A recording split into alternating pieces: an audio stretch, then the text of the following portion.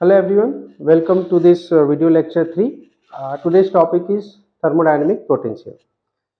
Thermodynamic potential, it means that the potential through which we can perform the work, or when we do some work on the system, what changes in the thermodynamic properties of the system.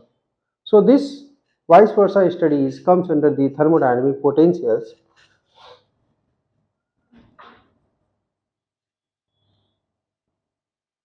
Thermodynamic potentials. So we know some energies like internal energy, enthalpy, Helmholtz free energy and Gibbs free energy. These all four energy we see, we know it from the last two classes. Let's find whether these four belongs to thermodynamic potentials or not. So it means that we will check whether with the change of this all we will get work done or not. So let's start the first law of thermodynamics. The expression of first law of thermodynamics is dq is equal to du plus pdv or du plus dw. So here dq is equal to du plus dw.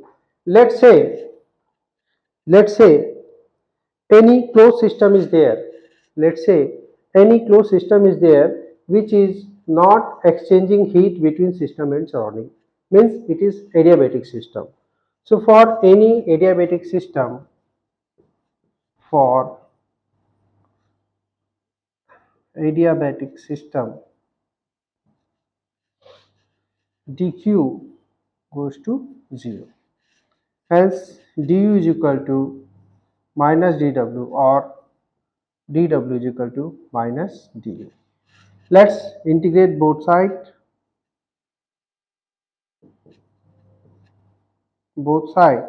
So we will get w is equal to minus del u or minus u2 minus u1. So we can say that with the change in internal energy, we will get the work done. Hence we conclude that the internal energy is a thermodynamic potential. Similarly, so or how to get the work from here? So we can calculate the work done with the difference in internal energy. And how to calculate the internal energy? So the relation is that we know H is equal to U plus PV, or U is equal to H minus PV. So let's say for U1, H1, P1, V1, and for U2, H2, P2, V2. So the value of enthalpy is given in many books, like if we refer the YBC Rao from the appendix A1 to A20, in between that the value of H1 is given over there, even the value of V1 is also given, and the value of P1 or P2 is also given in the question. So with the known value of P1, V1, H1, H2, we can calculate the H1, U1 and U2, and while we substitute this value over here, we will get the work done. So so we can conclude that the internal energy is a thermodynamic potential. Let's talk about enthalpy.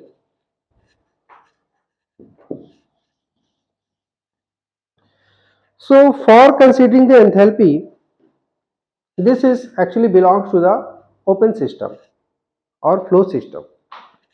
So for open system, we know that the energy representation terms is given H2 plus V2 square by 2 plus GZ2 minus H1 plus V1 square by 2 plus GZ1 is equal to Q minus W by N. So this is an expression for flow system for the energy. Let's say kinetic and potential energy are negligible and system is adiabatic, does not exchange heat between system and surrounding. That case, the term this negligible and this is also negligible. So we can say here, we can write H2 minus H1 is equal to minus W by N, or W is equal to minus H2 minus H1 into N, or minus H2 minus H1 or minus delta H. Here also we can see that the work can be obtained with the change in enthalpy. If the enthalpy is changed by themselves, we will get the work done. Or if we work on the system, the enthalpy of the system will increase. Similarly, we work on Helmholtz free energy. So let's consider the first law of thermodynamics equation 1 once again. So dq is equal to du plus dw, or we can write w is equal to du, we can rearrange it. So dw is equal to dq minus du, or integrate both sides.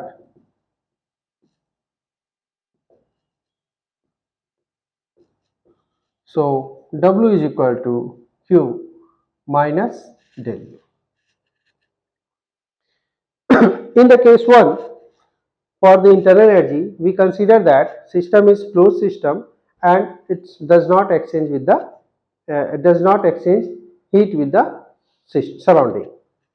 In this case, we consider that the system is exist, which is a closed system, but this system is exchange heat between system and surrounding and receive the particular temperature, receive the particular amount of Q and maintaining the temperature constant. Or in other words, we can say that let's say the temperature of the system is T naught at the beginning and this temperature is constant with its surrounding. That case, the Q is exist. And how to determine the value of Q? So for this we use the application of second and third law of thermodynamics. And second law of thermodynamics, so we know that the delta S of universe is greater than or equal to 0. So delta S of universe is nothing but the delta S of system plus delta S of surrounding, that is greater than 0. So delta S of system is H2 minus H1 plus delta S of surrounding, and surrounding is from the second law of thermodynamics, it is represented Q by T is greater than or equal to 0. While rearranging this for the Q, so Q we can write S2 minus S1. Put the value of Q from this here to here and we will see that T naught S2 minus S1 minus delta U, we can write U2 minus U1. So just rearrange it, U2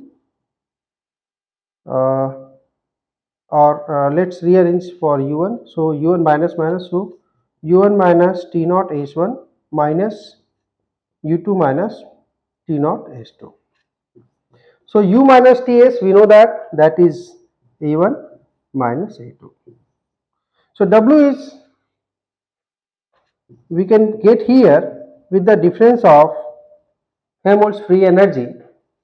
W will get with the difference of Helmholtz free energy. It means that we are obtaining the work with the difference of, when the difference in Helmholtz free energy, we can say that Helmholtz free energy is also the thermodynamic potential, and this work we will get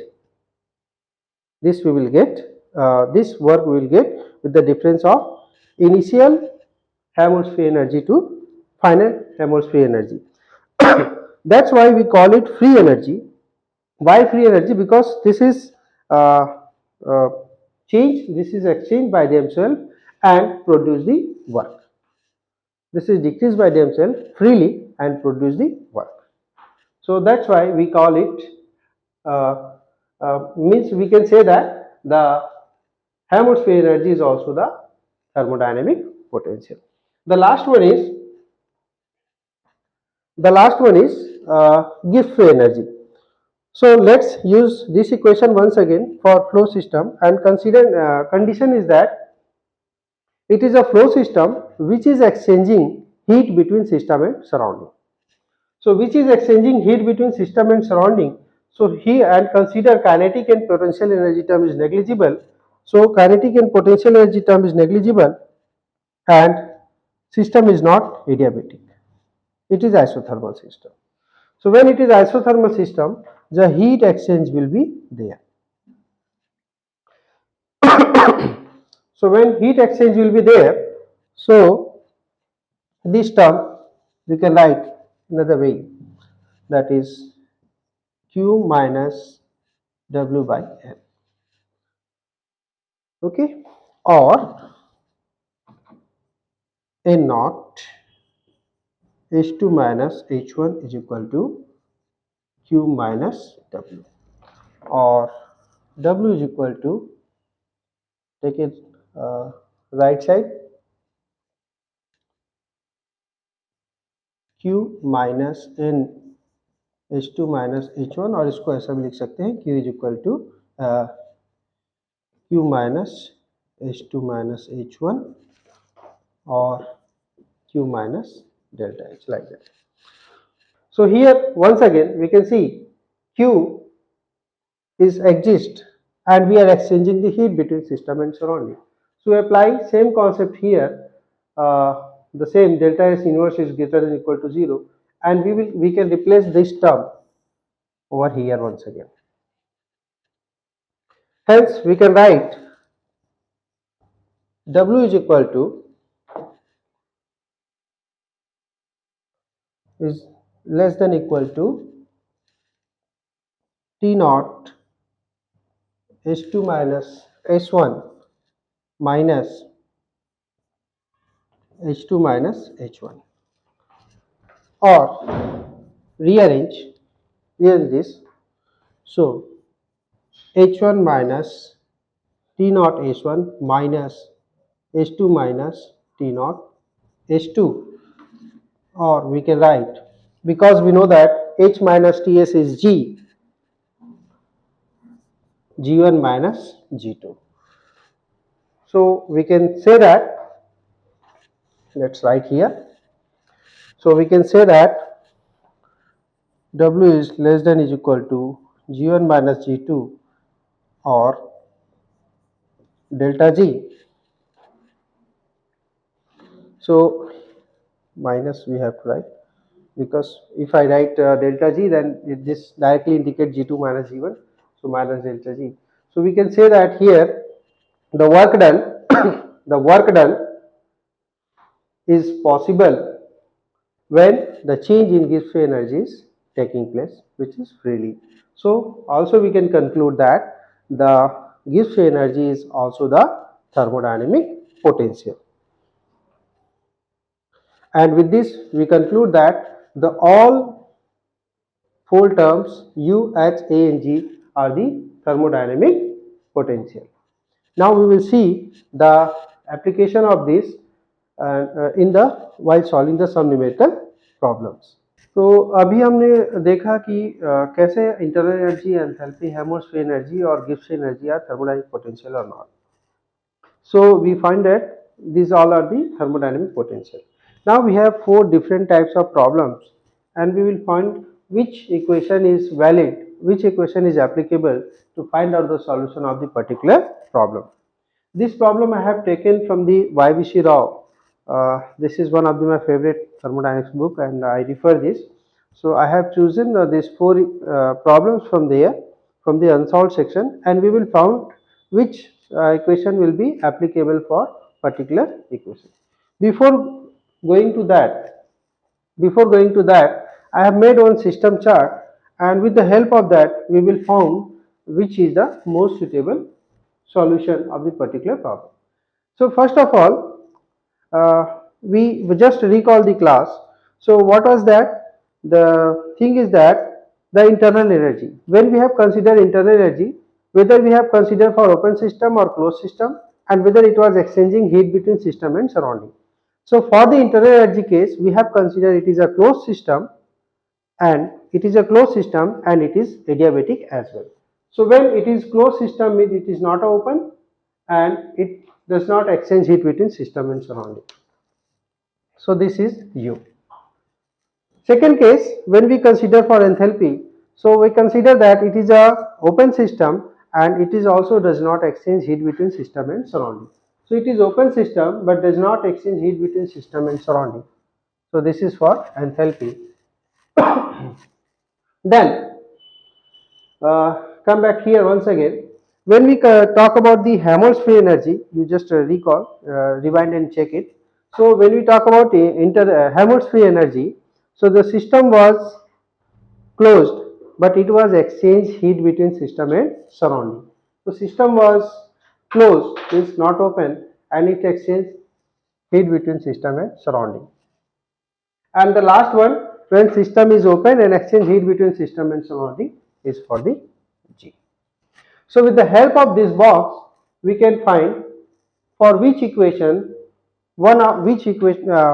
which energy equation we will use to find the solution.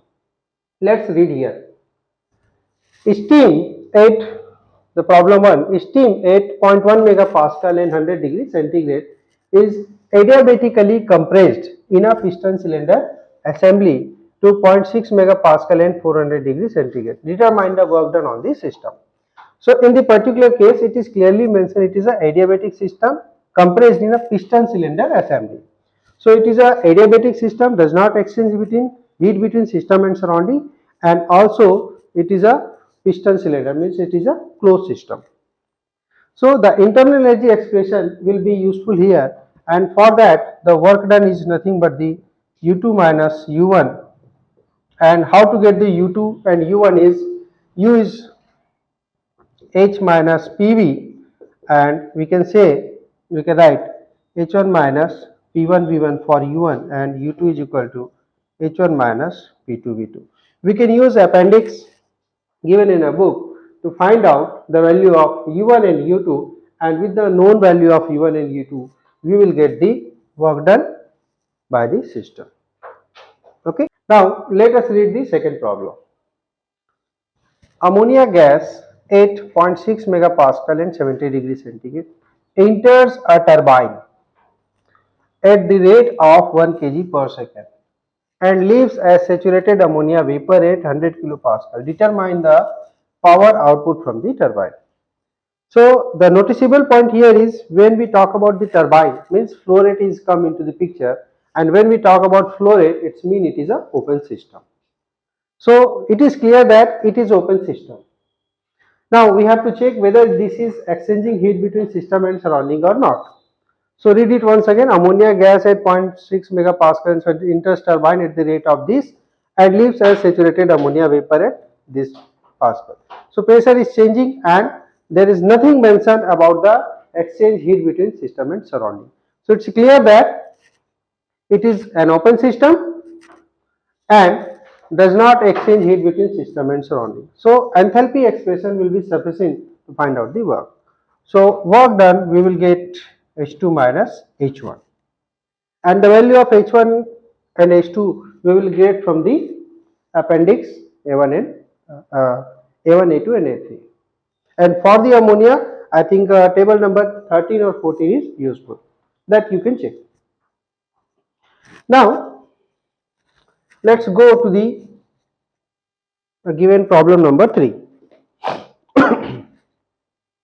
Calculate the maximum work that can be obtained if 1 kg ammonia 8.4 megapascal and 30 degree centigrade is allowed to undergo expansion till it reaches the state 0.1 megapascal and 30 degree centigrade when the ambient temperature is 30 degree centigrade. So in this problem, 1 kg ammonia is undergo expansion means it is a closed system. It is a closed system and it is expanding, and during that expansion the temperature is constant because initially it is 30 degree centigrade, final also it is 30 degree centigrade, while surrounding temperature is 30 degree centigrade. Surrounding means ambient temperature is 30 degree centigrade. So it's clear that it is a closed system. It is a closed system and it exchange heat between system and surrounding. So it is a closed system and it exchange heat between system and surrounding. So we can say this Helmholtz free energy will be worked out here, and we just saw that A1 minus A2 and A is equal to U minus Ts, or the value of entropy is also given that. So U, we can write this H minus PV minus Ts, H minus PV minus Ts. So with the known value of this all, we can get the answer of the particular problem. The last one is the last one is ammonia is available at 0.6 megapascal and 30 degree centigrade, and it is required in a particular process at 0.1 megapascal and 30 degree centigrade. Therefore, it is planned to expand the ammonia gas in a turbine. Noticeable point is in a turbine which is in thermal contact with the ambient temperature. So it is in thermal contact with the ambient temperature, means exchange heat between system and surrounding, and obtain some work. Calculate the maximum power that turbine can deliver if the flow rate of ammonia through the turbine is 1 kg per second. So it is clear that it is a open system and it exchanges heat between system and surrounding. So it is open system and exchange heat between system and surrounding.